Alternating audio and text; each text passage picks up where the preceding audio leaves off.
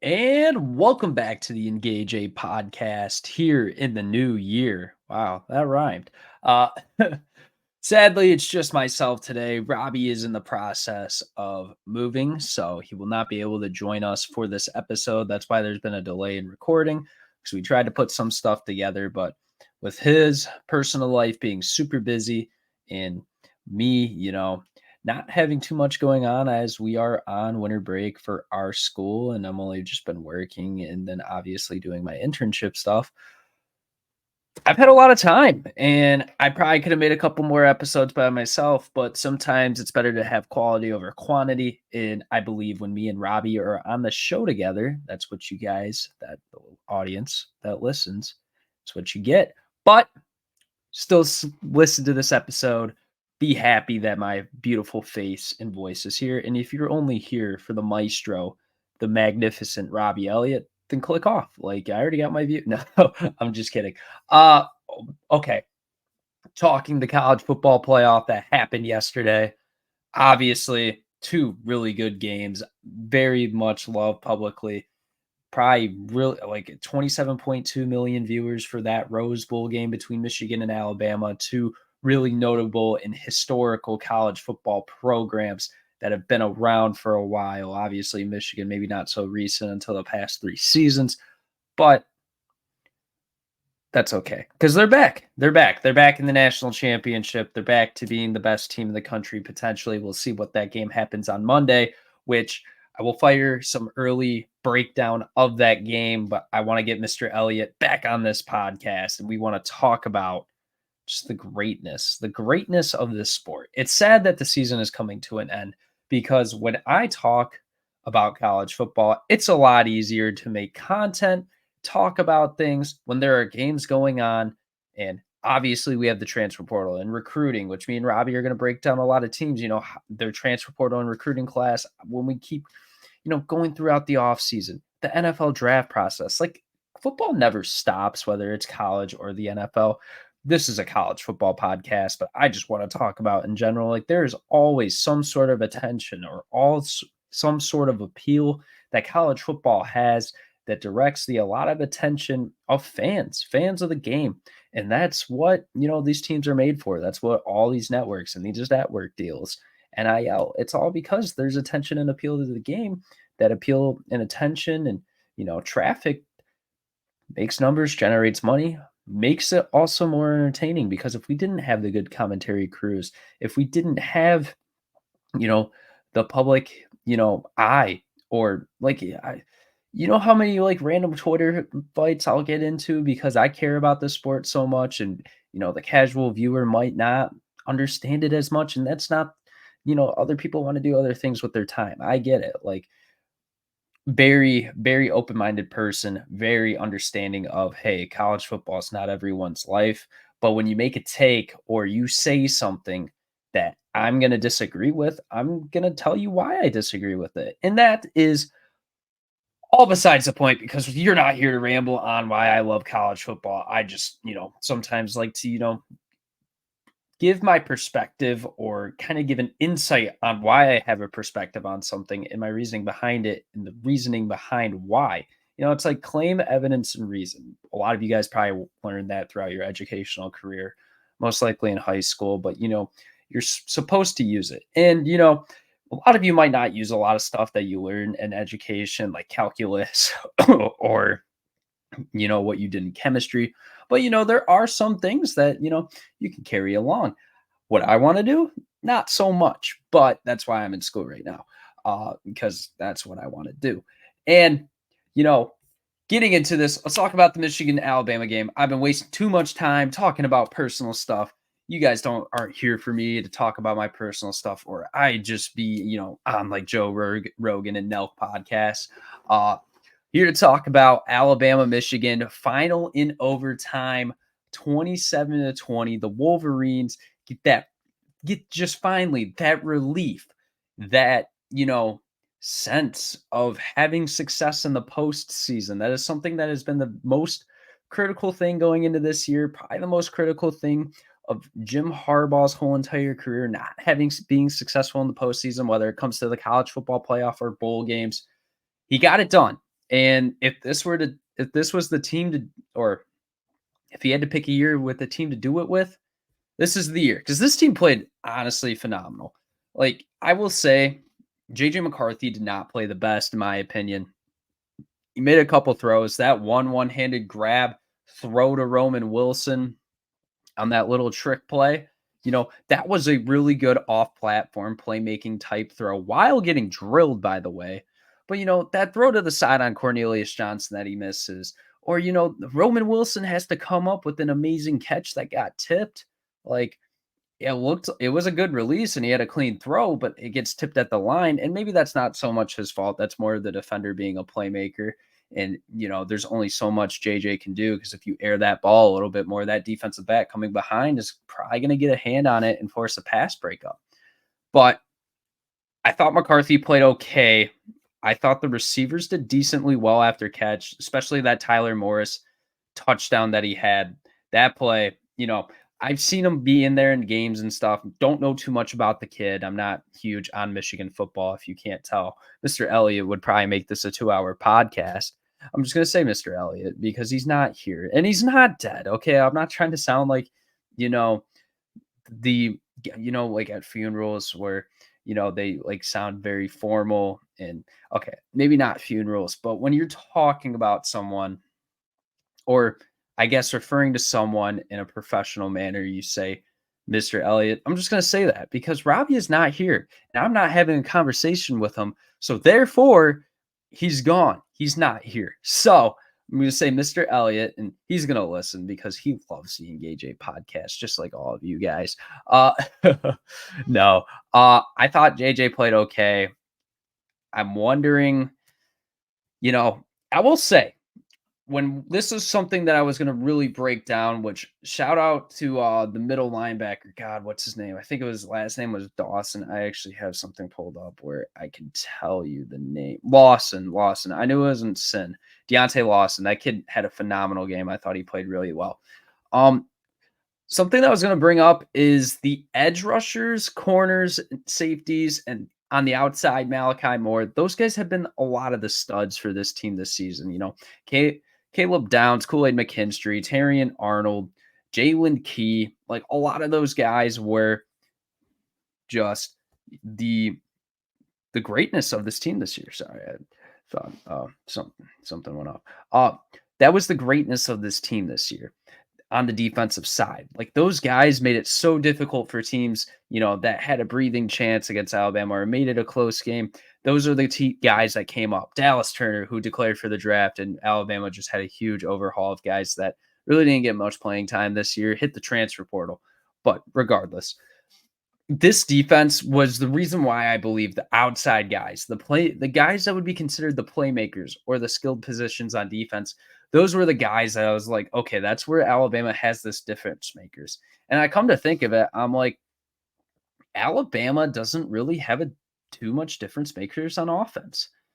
You had Jermaine Burton throughout the year, but I was personally never high on the kid. I never thought, oh, Jermaine Burton's going to be like, he's that dude. Like he is one of the top receivers. Yes, he was one of the best deep threat guys, in the country. But Michigan handled Marvin Harrison pretty well, you know, in the game, at their home stadium.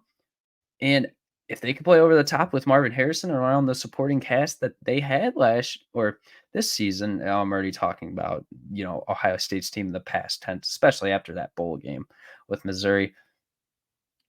You know, if they could do it with Marvin Harrison, they could do it with Jermaine Burton, Isaiah Bond. Like the receivers were just not a difference maker in this game, and partially it was due to that just to be able to generate pressure. Getting 6 sacks and 10 tackles for loss. It is a hell of a performance by the Michigan front seven.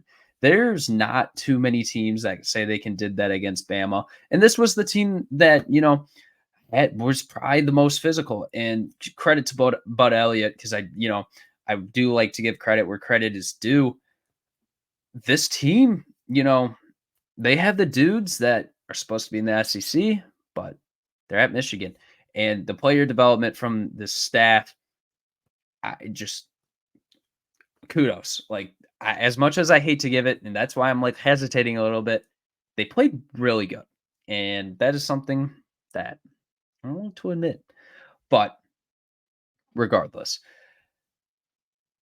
what does this mean for Alabama? Because Jalen Milrow, yes, he definitely had his hardest task playing this Michigan team, and obviously no team was able to generate pressure on Bama like Michigan did. Yes, did they have trouble having problems, allowing pressure, but a lot of that's just messed up with the timing, with the snaps. If you can't get it right, man, it's really hard to be successful on offense. That's just you're not going to win games like that. You're just not.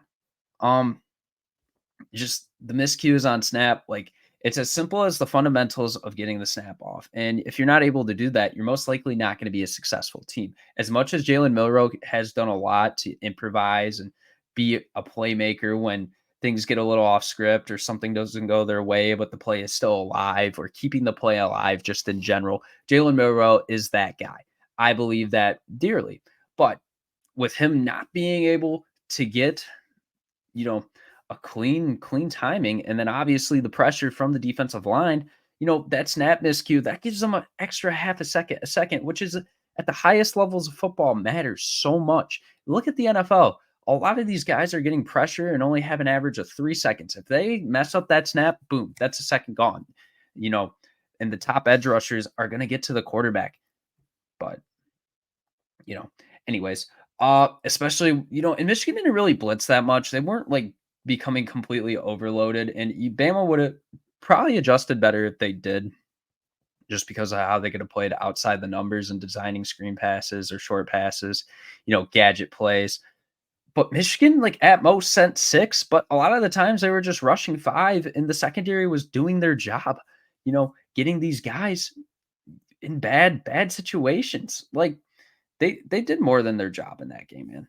And that's all that matters. They schemed up everything. If you look at the stunts, the twists, all the I couldn't name you every single defensive line movement or pass rush, just because, I didn't play defensive line personally, and linemen's like the least, intelligent position I know. I was never personally interested in playing line in youth football. And then obviously, with my size, I'm not going to play offensive or defensive line. But just the different types of stunts, twists, whatever, you know, different types of how to get to the quarterback in the design defensive pressures and, run stops, which I thought Alabama actually ran the ball okay. I thought Jace McClellan actually really impressed me, especially that first touchdown he had.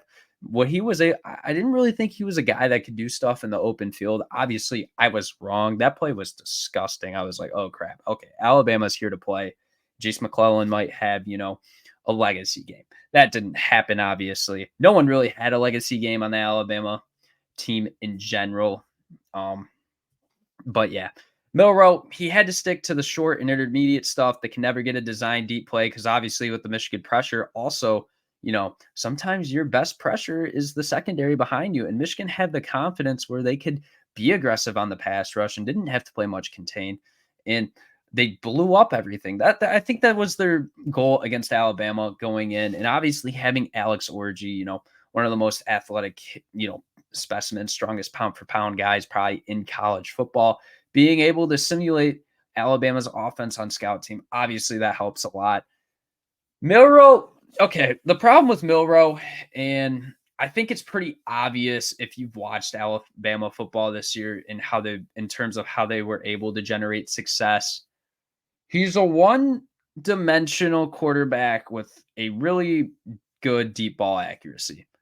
So, and what I mean by that is he's not much of a thrower. Like, he cannot consistently, you couldn't call 5 pass plays in the row and have Jalen Milrow be able to generate success 60 to 80% of the time. Like, yes, obviously no quarterback is perfect and they had their rough stretches. I mean, look, McCarthy before his last drive. Now, did he get the job done in the end, and did he step up? Yes. You can never say JJ McCarthy did not do that. He did everything that he was asked to do down the stretch, and kudos to him. That's why he won offensive player of the game. Milrow, I mean, obviously, just watching this game, like it was very apparent to me and very obvious that This is if it really came down to him having to drive the field, and you're gonna have to do that against Michigan occasionally. You're not gonna beat this team with shot plays. Like if Ohio State could have done it, they would have. And they did generate some shot plays, which is something that Alabama really didn't do this game through the air. And obviously throwing for 116 doesn't really, do Alabama really any good. I mean, 5 yards per attempt, that is not good. Not good at all. Very bottom tier, I just don't think Jalen Milroe, he might not be the guy you want to look at the future if you're Alabama, right? And that's obviously going to be a posed question because with all the guys around Jalen Milroe and the guys on the other side of the ball, and you have the all-time leading scorer and your kicker who hit 250-yard field goals and like did a really good job of staying clutch. And special teams is 1/3 of the game, whether you like to admit it or not. And Riker, he did his job, man. I would be if I'm this offensive staff, if I am Nick Saban, I am Brian Reese, and Brian Reese and Jalen Milroe had disconnection all year. They were not. There's a reason why he got benched because they were obviously not able to get on the same page. Tommy Reese tried to implement some stuff and let Jalen Milroe be a little bit more of the player that he could be with a different OC or a different type of scheme. And I mean, he ran the ball a lot in this game, and it did not really matter too much. I mean, you had that first play in overtime, but other than that, man, like he wasn't even that good scrambling either because he was never really able to get that much either. So I don't know. I I personally would not I don't know. Do you look into a different direction if you're Alabama? Is basically what I'm trying to say. Because they thought they had to do that this year. That's why they bring in Tyler Buckner in the spring. Not that I thought the move was great, but you had to bring in someone to at least generate some more competition. I mean, they do say that having multiple quarterbacks fighting, if you have multiple quarterbacks, you have zero quarterbacks. Or if you have two quarterbacks, you have zero quarterbacks. Robby mentioned that early in the season, obviously talking about the Ohio State quarterback battle between in the beginning of the season, when they were throwing out Devin Brown and Kyle McCord. And obviously, you don't want to do that at the beginning of the season. Do they get a guy? And there's a kid that just entered the portal that while he might not be the best if you look at on tape, or he might not pop off the stat sheet chart, but he is a winner.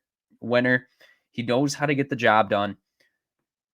And, to be honest, I've only watched Liberty when they played, in weekday games. And I mean, they had the 133rd strength of schedule. I don't need to tell you why. I probably didn't watch them that as much. I didn't even watch the bowl game against Oregon because I already knew that one was decided before it. I didn't want to see Bo Nix, playing his last game because I am Bo Nix's biggest hater at heart. Yeah, no. In all honesty, I think Salter would be a good move.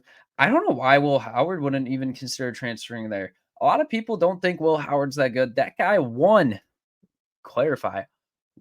Kansas State the Big 12 title game. Yes, they had Deuce Vaughn. Yes, they had Felix Uzama. Yes, they had Julius Brents. Yes, they had Malik Knowles. Like, yes, they had talent around the team, but that's what it takes to win a championship. And the difference between him and Adrian Martinez was very apparent. Granted, is Adrian Martinez ever really that good? I mean, he was a really good runner. He, added something to a team's offense, but it didn't really generate in team success. So I don't know. I think Will Howard, like I said, he's just a better Kyle McCord. And hell, that's why he might go to Ohio State. One more thing that I do want to talk about this game, and that a lot of people have been, saying publicly, which has kind of rubbed me the wrong way. I know it's rubbed some other people the wrong way. This is why Florida State should have been in. Florida State should have been in. Obviously, this result, when a couple days prior, it was, man, FSU shouldn't have played. Like the back and forth, and obviously college football fans, especially with your own team, like you know how Robby is passionate about his Michigan team. I'm passionate about my Spartans. Obviously, with everything that's happened the last couple of years, I've been more disappointed than anything. And I don't really have a case for an argument. But with Florida State, all these fans coming out saying we should have been in over Alabama. Our quarterback would have thrown for more passing yards, yada, yada, yada. It didn't happen, man. Like I saw I saw another thing. Would Georgia have been favored against Michigan or Washington? I said maybe, but it doesn't matter because they're not there. Guess what? It's not, you're not the one making the decision. If you don't like it, that's fine. Don't watch the sport. You got 2 classic games yesterday that were phenomenal. I stayed up till 1 o'clock in the morning on Monday watching that Texas and Washington because I sadly lived in the Eastern time zone. If I lived in the West Coast, like, it would only been 10 o'clock. I would have been like, like, oh, I can go to bed like at a decent hour. That doesn't happen for me on the East Coast because, obviously sports run until 1 o'clock in the morning, especially every single college football Saturday because we are dedicated to the sport. Anyways, um, I hope like, I am not like the most serious person. And if you've listened to this podcast, I made a lot of sarcasm references throughout the show's history, but I'm still passionate about this sport. That's why you see that little come out of me, that little, yeah. I don't know what I'm trying to do. But no, Florida State, should they have been there? They had the argument. Did they really look that good to you to be in the college football playoff when you're struggling with Florida, a team that lost to Arkansas the week before, and Arkansas had rumors of their head coach getting fired and did not have the talent that it had, you know, a couple seasons ago. Speaking of which, KJ Jefferson transferred to UCF. Let's see what Gus Malzahn does with him. All right. Anyways, uh, does it really matter? Doesn't. Like, I am so over this argument. And maybe if it was my team, it'd be a little bit different.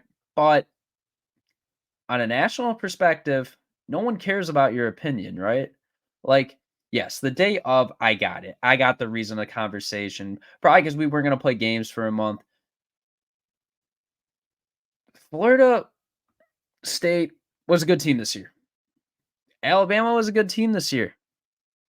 They both were eerily similar in kind of how the results and how the season played out, playing with teams, but getting those wins.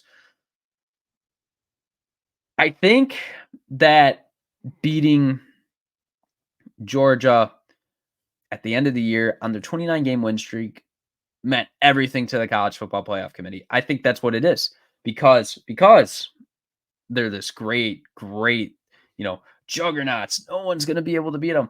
You know, Not that that was going to happen because I didn't think Georgia was that good on the defensive line. They had injuries throughout the whole season. Like, they were a vulnerable team, and it showed a little bit. In that Missouri game, they were vulnerable against Auburn, vulnerable against Georgia Tech in the first half, vulnerable. Like, this team was not perfect. This team was not we're the big Georgia Bulldogs. We have Jordan Davis and Kobe Dean and Jalen Carter and all these guys, Nolan Smith.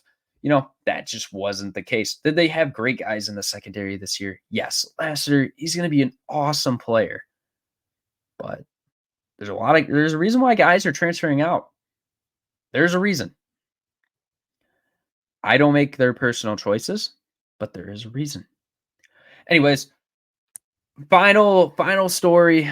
Wrap it all up. I'm happy Michigan's going to play in the national championship because watching this team throughout the season, as much as it pains me to see them be good, but when this NCAA investigation is over and Michigan's just football program is gonna burn in history. No.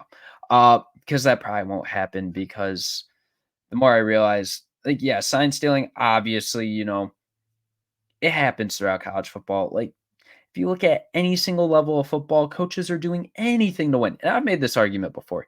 Coaches will do anything to win at any level. There's a reason why there's a lot of security at the higher levels of football because they can afford it, obviously. Look how much money it makes. But no, there's a reason why there's so much. And Michigan just went in about it, trying to hide in the open. But the problem with that and all the security, especially cybersecurity nowadays, and being able to track and get personal profiles and all of that, like, they just went about it in a stupid way. That's why you get caught. Like, I watched this series with Pinal County Sheriff's Office in Arizona. They have this series called Fridays with Frank. And this guy does not. This is just me explaining a story for a little bit. We'll get back to the college football business and talk about the Sugar Bowl here in a minute. There's the series where this guy, so it's one of they do a weekly thing. That's why it's called Fridays with Frank. It's on YouTube. It's actually pretty entertaining if you enjoy watching, any sort of like live law enforcement or just want a better understanding of how like, traffic law enforcement works. Great stuff, especially if you're younger and these are the idiots that you're gonna have to deal with on the road. Frank, he goes up to this guy, and this guy's license is suspended. And this guy's going like 25, 30 over as well. And he knows what he's telling him. He's like, I'm probably not supposed to tell you this, or I probably shouldn't tell you this. But if you're going to drive on a suspended license, you shouldn't try and go 25 or 30 miles an hour over the speed limit. With Michigan, counter stallions, you should not be publicly Venmoing money or receiving Venmo transactions publicly for the world to see. Just idiotic. It's just idiotic. But, congrats to Michigan. Obviously, this might be the last dance. Harbaugh might not be another season or coach another season for Michigan, but you got Sharon Moore. And unless he follows them or takes a different job that for some reason openings, because, actually, I'm not going to make that joke because that's not even funny. You know, you'll be fine. Your player development staff will probably be there. You have guys that are probably capable of moving up as well and being in a higher ranking of coach within the program. You'll be fine. You'll be good.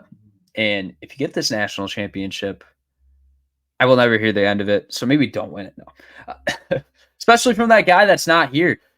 Let's get a I actually don't know because I don't really like follow the trends of because I was gonna say free Robby, but that makes him sound like he's a criminal, which he's not. He's not a criminal. He's just, tell Robby, let's get a hashtag Robby. Robby, please move in because having him here is just a great, great, great personality of him. His personality just, that's why I brought him on. But, this kid, let me tell you a story about how me and Robby, how we first met each other. I believe the date was August 21st, 2023, approximately like 4 or 5 months ago.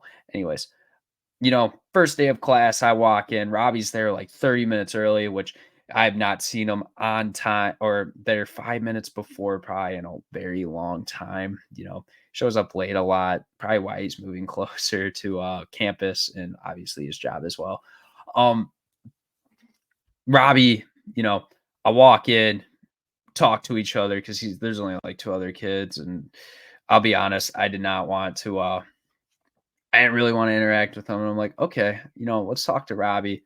Looks like a good dapper young man because he was wearing like very nice like attire, like not like classy attire. I'll say that. Like wearing, a blazer, nice pants, nice shoes, everything. Talking to him, we're bantering back and forth. He tells he's a huge Michigan fan, loves college football. I'm like, crap, dude, I could get this guy on. And he wants to be in broadcasting too. If this platform ever grows, which it will one day, and we will see you like 2024 is the year of the Engage A podcast. Just remember that. I'm claiming that right now and I've done pretty decent with predictions, which we'll get into that later. But no, with Robby, I was like, dude, I want to bring this kid on. I'm like, Robby, you want to join the Engage A podcast, or you even want to just come on for one episode? He's like, yeah, I'd be down for sure. So exchange information. I'm like, and our first recording session goes terribly, which don't ever use Zoom to record podcasts. StreamYard is the best platform that you can use just because it's very easy to download the files. First off, get them like they do a great job doing presentation, which as I'm trying to learn some more stuff, trying to produce shows. And if we ever just generate profit off this to the point where I can hire a producer and get everything done for me, that'd be fantastic. Get stuff done for me before I don't have to worry about, setting things up with the other busy stuff that I do in my life. That would be perfect. Plus, I wouldn't have to work as much. That's always the benefit. And that's why obviously, that's one of the objectives of pursuing content. But then when you hear from a lot of creators that all the money and attention that they get, it kind of messes with mental health and whatever, which is a real thing, and some people just are not meant for it, and that's just the truth at the end of the day. But anyways, meeting this kid, doing an episode together, doesn't go very well. The audio sucks. You can't hear him. And it's because we were using a different recording platform. And then I'm like, yo, all right, let's try this again. We get it done. Probably one of the better episodes that we ever have, doing our preseason and week 0 reactions. I made the crazy Louisville prediction that they would make the ACC championship. He said Alabama was a sleeper in the for the playoffs because they were not getting a lot of preseason hype. Guess what? They make it. Like me and him, it's been an entertaining journey along the way. We're having a lot of fun doing this. So I am grateful that I, decided to talk to that kid instead of keeping my mouth shut.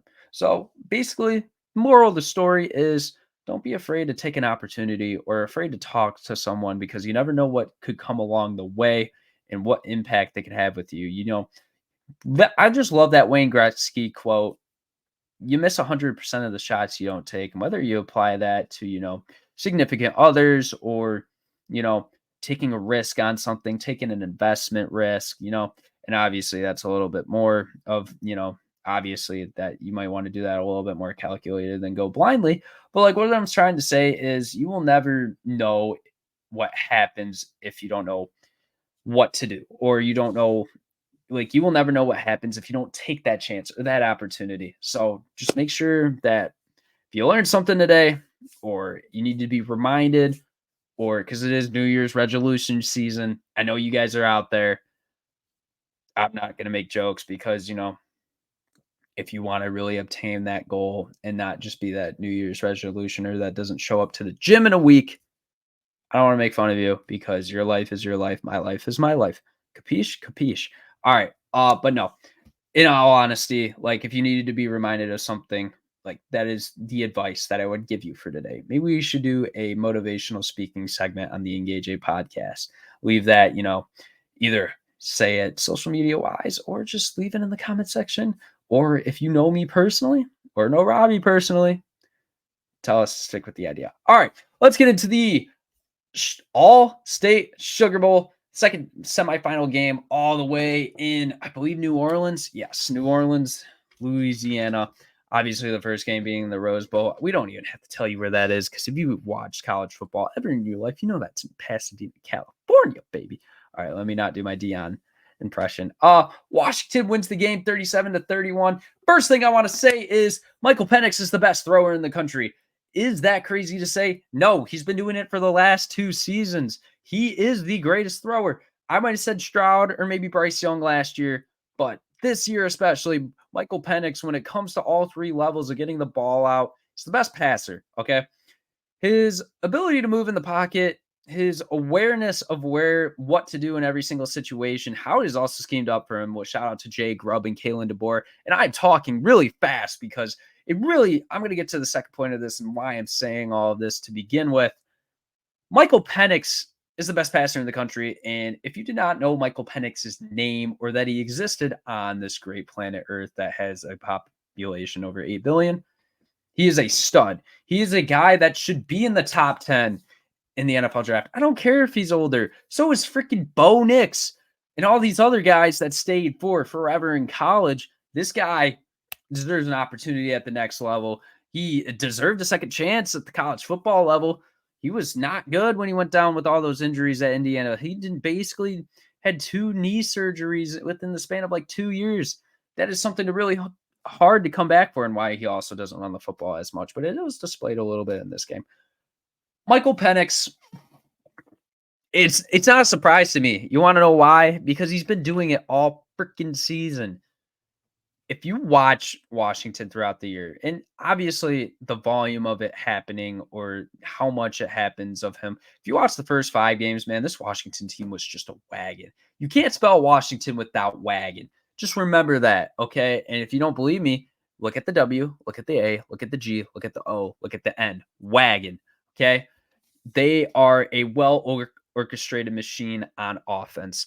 The passing, the receivers, which the receivers make a huge difference in this game coming up on Monday. But I'm going to save my thoughts for that for later because whether we have Mr. Elliott or not, you see what I did there? And I didn't refer him to as Mr. Elliott when I was explaining my story. That's my bad. He's known as Mr. Elliott for now on. And when he comes on the show again, because I'll tell if he did listen or didn't listen, be like, "What's up, Mr. Elliott? How's it going?" And then, you guys that watched, this is just gonna be really a testament to see how much Robby actually cares about this or not. I'm just kidding. I know he cares because I'm not gonna go into our personal conversations, but all I gotta say is you guys better be excited for the rest of the year through this off season, through this transfer portal, through this NFL draft season, through the spring ball season, through the final stages of recruiting in the second signing day period that really doesn't even count as a signing day period because the first signing day back in December 20th is when really the big national signing day is. I mean, obviously the guys that are going to play, small D1 or haven't figured out what college they want to play at yet, or Division two, NAIA, JUCO, D3, all levels of college football obviously matters, right? Shout out to Vincent Cox, by the way, guy that I graduated with, was in class with. His Harding, I want to say they're Bisons. They won the D2 national championship over the Colorado State School of Mines. Very, very, very happy. Let's give a little bit of a clap for Vincent Cox. He's probably not listening because he's probably eating Taco Bell. And if you don't get that, he's 300 pounds and 6 foot. He's just, I love Vincent. Okay. Back to this game and back to the second part of my Michael. Man, I've done this. Is why I mean, me and actually Robby do this all the time where we just get sidetracked on talking about whatever. But Michael Penix does a fantastic job in this game. Rome Odunze, Jalen Polk, and Jalen McMillan, all going to be NFL receivers. Going to want to draft them on your fantasy team, especially whether you're doing a 1 year or doing a dynasty league. Which, if you have you and a couple buddies that want to do a dynasty league, greatly recommend. These guys are difference makers, and Jeremy Bernard is also one of these guys who he might be a pro, he might not be. He's a Michigan State represent, even though he doesn't really represent Michigan State anymore because he's on Washington, but regardless. And he's also a good special teams player. Maybe Michigan's just returner you. Jaden Reed, Jeremy Bernard might happen. Might just be the thing. Tyrell Henry, he might be that guy at Wisconsin. All right. Anyways, no, these receivers were big difference makers throughout the whole entire game. They're going to be the guys you want to watch out for, and the thing that's going to give Michigan, only a week to prepare for. Probably going to be like hell for them to prepare for this. But the ground game wasn't that good. Michael Penix getting involved was a great thing. Dylan Johnson comes away with 2 touchdowns, has that foot injury at the end. I have no idea what the status is on that because I saw something was mentioned, but I didn't really take a deep dive in this. What I will say is this Washington defensive line and front seven in general did a relatively good job. Braylon Trice, this kid is going to be a difference maker at the next level. I've said that a lot, but this is where a lot of the best players play at. They play on the biggest stage. They, and they just get to showcase their talent and potentially boost their stock. And Braylon Trice, kid off the edge, that's going to be very good. If you don't take an opportunity on him, you'll never know. Lions, you need a secondary pass rusher. If he falls to you, I'm going to be pissed if you don't take him, unless there's someone else. And we'll give, like I said, we're going to talk a lot about through the draft season on, who we think these guys are. We're going to, me and Robby are going to be, just film wizards, at least an hour a day, just watching these guys just playing and be like, damn, we want the Lions to take him, or damn, this guy would be really good there. Or damn, this kid sucks. I don't know why he's so high. All the possibilities, that comes with draft day season. I will say Texas did not do a very good job of generating pressure on the edge. In fact, they didn't generate much, if any. You had Ethan Burke. That was about it.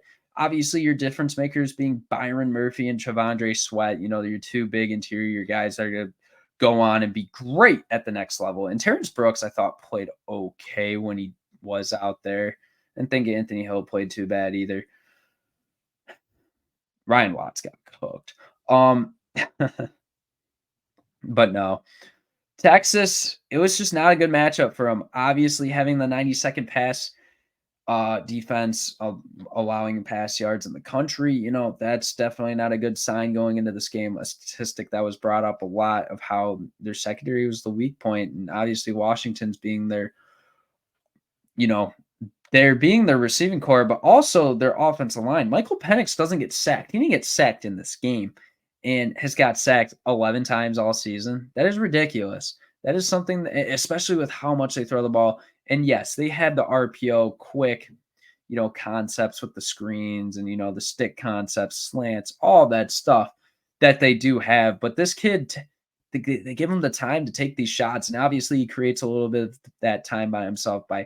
I remember he just moved, like this almost. If you're watching on the YouTube platform, if you're watching on Spotify and Apple Podcasts, he shifts his body left to right, makes a really good throw in the pocket, and he completes it for a significant game.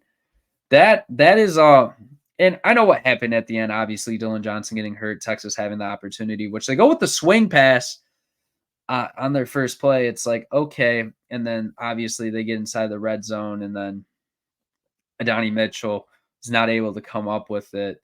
They do a great job of breaking up that pass at the end. You know,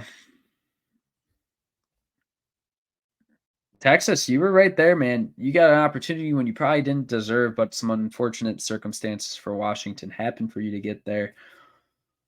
I thought Ewers played okay. I didn't think he played great. I didn't think he played bad. You know, them having to take more field goals really hurt them in the end. It's just been the story of Texas, just having to settle for field goals in the red zone, something they struggled with all year and that we've mentioned on this show. Obviously, they were able to score 4 touchdowns in this game. Could have scored 5. The difference right there. Just wanted to get that off. Um, with that being said, oh no, wait, I'm reading that wrong. Anyways, but just like missed opportunities in general, like that is just something that you can't have. 2 fumbles, obviously Washington having that hiccup on their punt return as well. Not very good. In special teams, like I said, they're probably the most, thing to be concerned about as a college football fan and looking at, just everything that happened on Monday is like those mistakes, especially in the championship game, got to get cleaned up.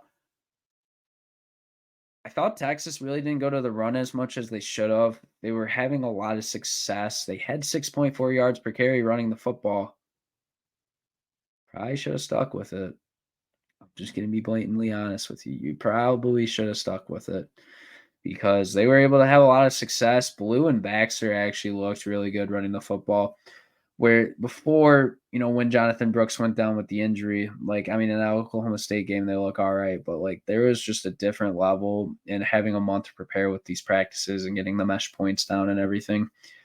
That went really well for Texas, and they went away from it too quick. And when they went down 37-21,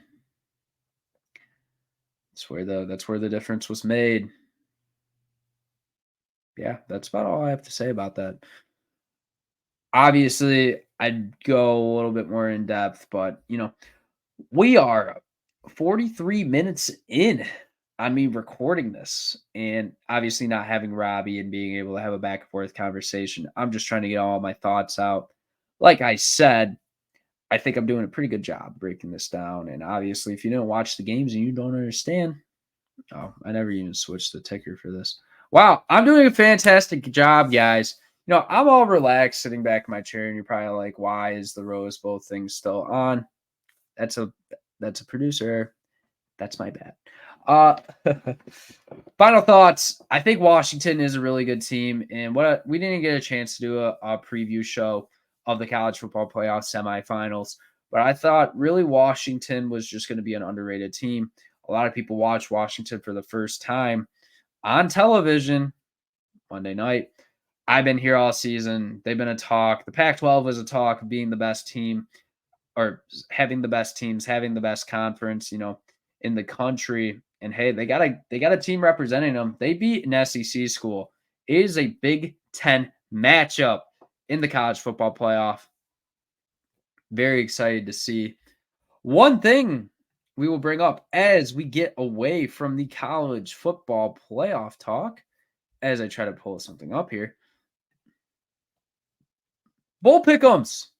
Yes, that episode we had back in the middle of December, me and Robby picked every single outright winner. Guess what? Your boy went 27-12 with the win percentage of 69. That's nice. 69%. I started out really hot going 9-1, and then I was falling near the 500 range. And then if you take a quick look at the end, boy kind of went on a hot streak again. The only games getting lost on. I'm not a very experienced user in Google Sheets, so just give me a second. After that Rutgers game, your boy went 1, 2, 3, 4, 5, 6. I lost count. All right, let's try that again. 1, 2, 3, 4, 5, 6, 7. 2 losses. 8, 9, 10, 11, and 12. 12-2 to close out the year in the bowl season, not excluding the college football playoff semi games. Went 27-12. You know, what more could I say? I'm the more no, I'm just kidding. Bowl games are complete, it's fun to guess because it gives me a reason to watch. And I did watch a decent amount of bowl games throughout this holiday season. Probably wanted to watch a little bit more, but obviously spending time with family and doing, attending other Christmas festivities or whatever holiday you and your family celebrate. Or if you don't celebrate the holidays at all, probably should. It's a great time. Me personally celebrate Christmas. Very happy though that I do not have to wear that maize blue. Oh, yeah. Anyways, Robby went 20-19, obviously finishing over 500. Still did we both did a really good job on guessing these games. Probably better than a lot of you thought we would do. Which that means you don't trust our opinions. Which why are you watching this podcast? Do you just want to be, clipping stuff. So when we get it wrong, you're like, oh man, these guys, they're not that good, predicting college football. Why do they make a podcast? Guess what, buddies? Me and Robby are on it. We've always been on it. We're going to continue to be on it. Okay, pause. And that's just what it is. We're the best podcast in the college football landscape, baby. Collectively going 47-31. Great job from an Engage 8 effort. That is what you want to see. All right, let me stop sharing my screen. All right. Before we close out this show, and if you stuck around for the whole time, want to quickly mention, like, subscribe, share, do all that good business because I don't feel like doing the ramble at the end where, it's very entertaining and gives Robby a good laugh after I hit the end recording button. But, Mr. Elliott's not here today.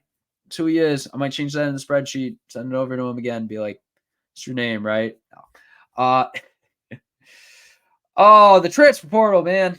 All right, some stuff happened since the last time we were able to project our beautiful voice on this podcast. Caden Salter, already mentioned it, enters the portal.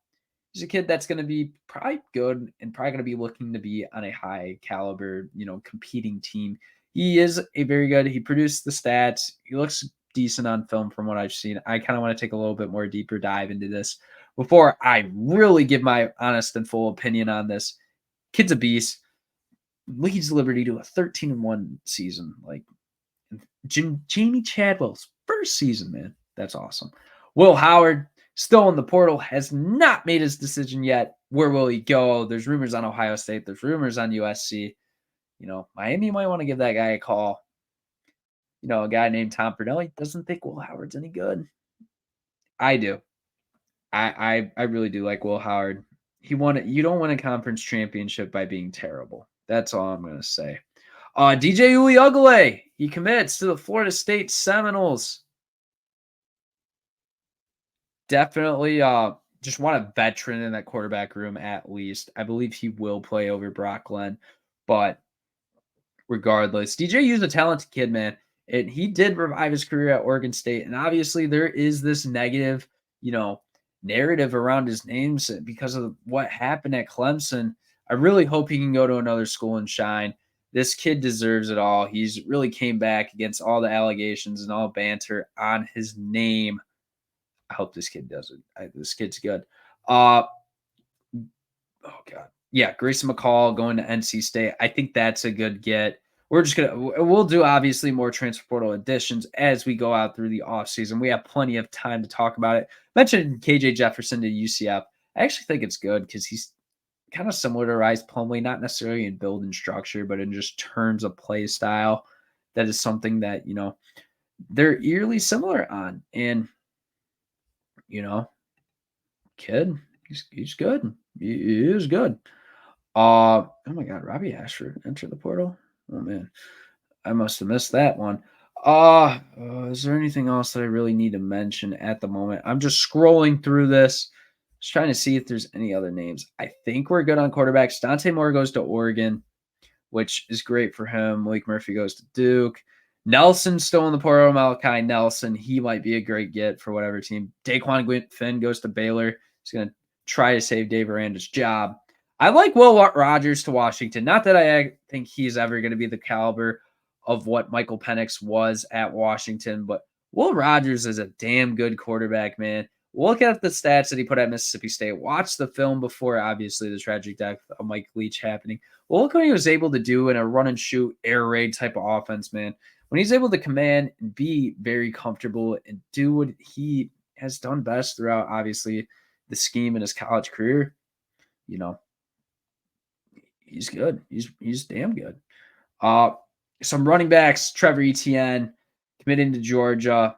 I think they just need more running back depth, and Trevor Etienne has that big play, high ceiling that I don't think he's as consistent. And I don't know if DeJuan Edwards and Moulton are both staying, but whoever they decide to throw out running back in the offseason, because Georgia is a running back school over the years, and Etienne might just be another one of those guys. Obviously, having a brother playing for the Jacksonville Jaguars, that helps too. Getting points and pointers from him, and he was awesome at Clemson.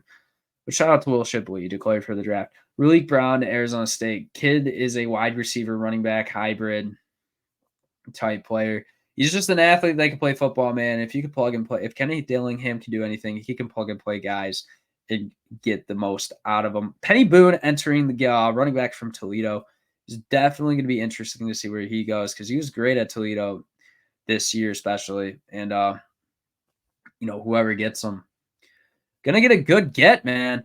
Evan Stewart entered the portal. Where will he go? That's a question that remains to be unanswered, but maybe next time we record. Also, Julian Fleming going to Penn State. Penn State. Interesting.